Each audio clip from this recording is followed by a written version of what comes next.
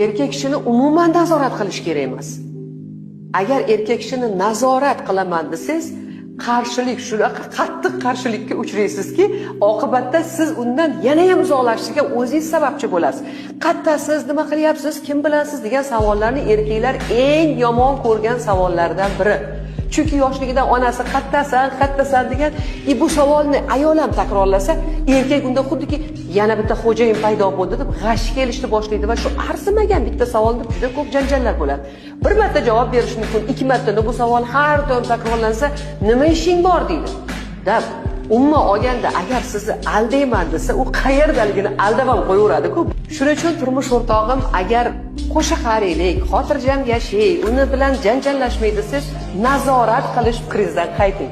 Yaxshi unga ko'proq mehr bering, yaxshi gaplaringizni ayting va xotirjam bo'ling. Eng muhimi, turmush o'rtog'ingizga ishoning.